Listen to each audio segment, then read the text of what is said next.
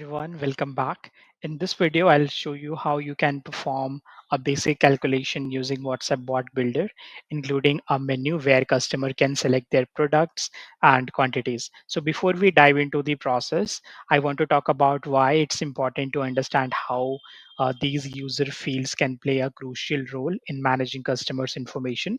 So with WhatsApp Bot Builder, you can create user fields to store customer details like their phone number, email address, or street, whatever information you would like to determine, which are essential part because for which are essential and important if we want to retarget our customers. The purpose of a bot field isn't just to engage user but also to build a database that helps reorganize, let's say, our returning customers, right? So by storing this data, businesses can offer a more specialized and, let's say, whenever a customer revisit, they can be guided smoothly during their purchase journey, avoiding unnecessary steps. So this feature is particularly useful for retargeting customers who might have abandoned, let's say, a cart or left the conversation midway. For those who aren't aware, this video will also highlight how to utilize these features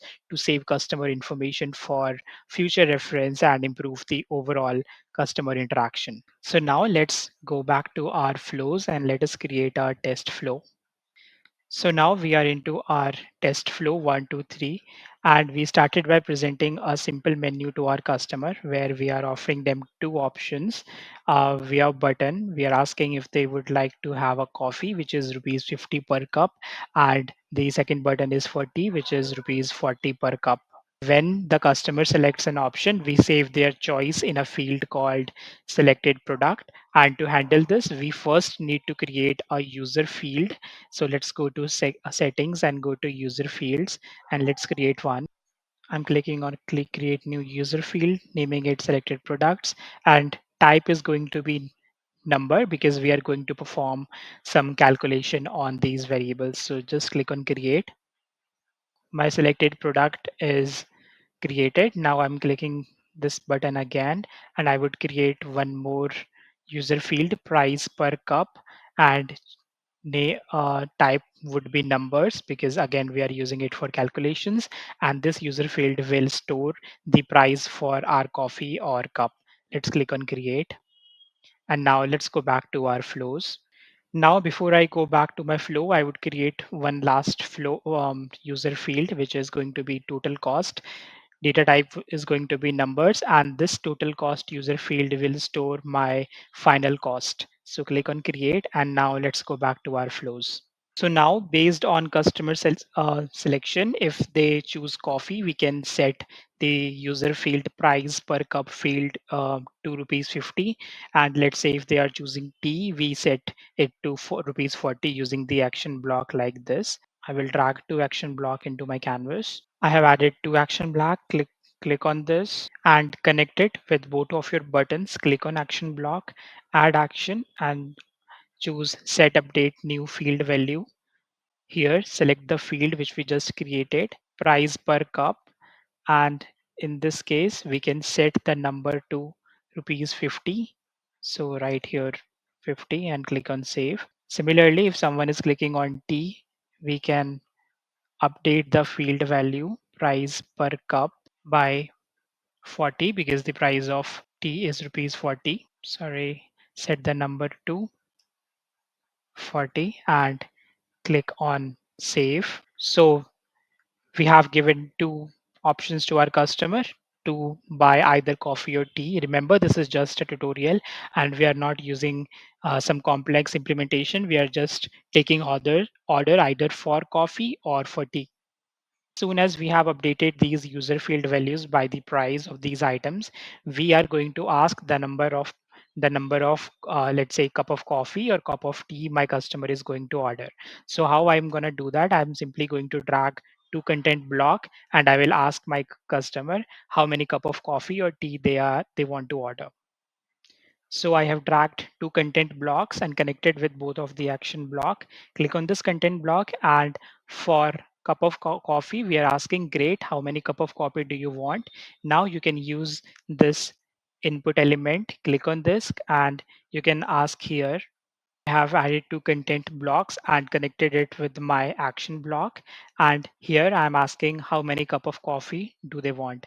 And using the save element, you can save the number of quantity they would like to order. Click on choose field, and response type in this case is going to be number.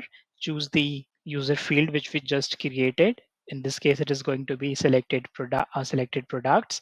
Click on this, and here you can write some message if in case your customer is replying with something other than text or numbers. Other than number, because this selected product user field is numeric type, so we would like to have user value in the form of numbers. So here we can mention like, please type in numeric format, something like this, and you can click on save.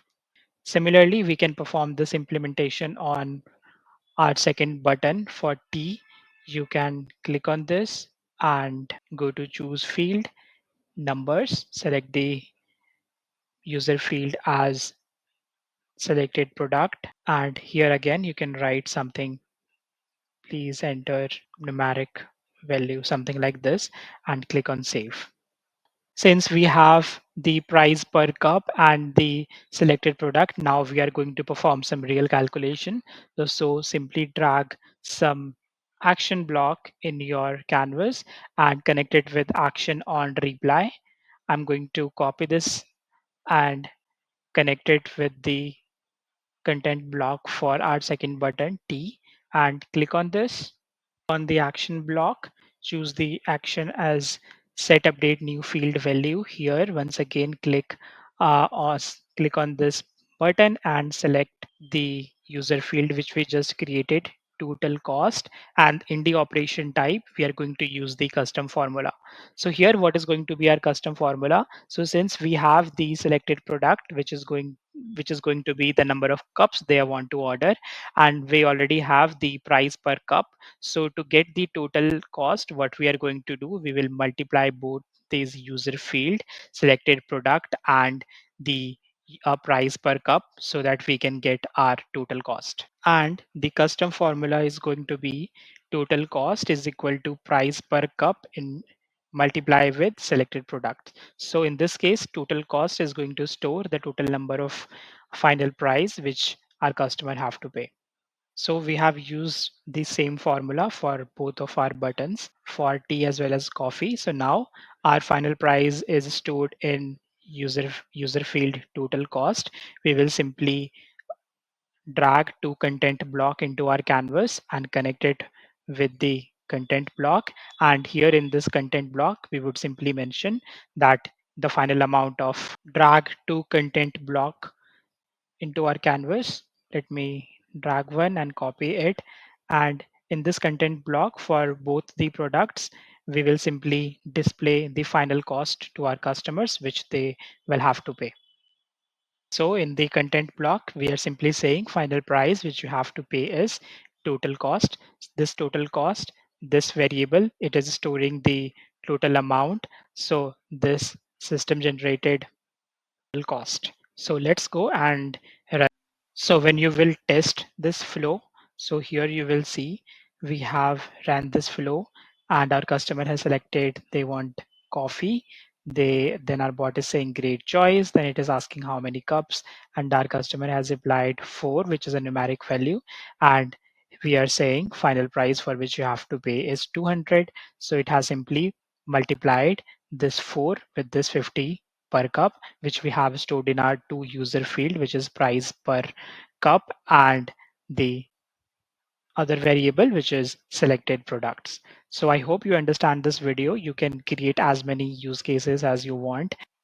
If you have any questions, please feel free to reach out to us via our support portal, and we would be more than happy to help you answer. Thank you, and I'll see you in our next tutorial.